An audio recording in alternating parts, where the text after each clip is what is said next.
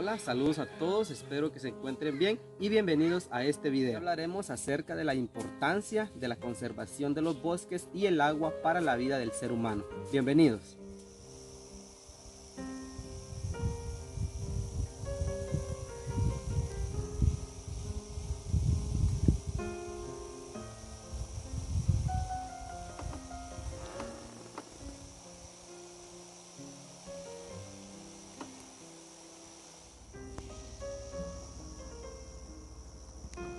Los bosques están compuestos por la diversidad de árboles, plantas y otras especies que puedan existir en un espacio determinado.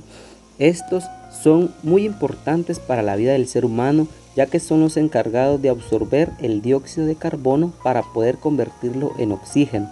Asimismo, filtran el agua de la lluvia para poder inyectarla hacia los mantos freáticos de la tierra y que de esta manera puedan existir los ríos, riachuelos, entre otros.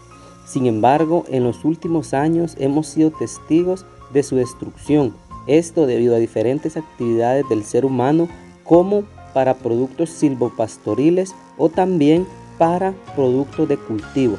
Es necesaria su conservación para que las generaciones futuras puedan disfrutar de una vida digna, llena de bosques, de árboles y un clima que permita la sobrevivencia de los seres humanos. Existe una estrecha relación entre los bosques y el agua, ya que el 40% de las precipitaciones sobre la tierra se originan a partir del proceso de evaporación del agua en las plantas y árboles.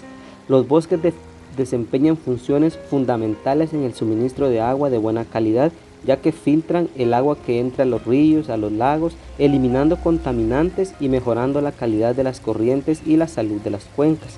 También absorben los nutrientes y los contaminantes del suelo y el agua a través de sus raíces y la transforman en sustancias más limpias. También mantienen la alta calidad del agua al reducir la erosión del suelo, reducir los sedimentos y el riesgo de deslizamientos de tierra que puedan afectar las fuentes de agua dulce. Y así también los árboles son los encargados de proteger las cuencas hidrográficas.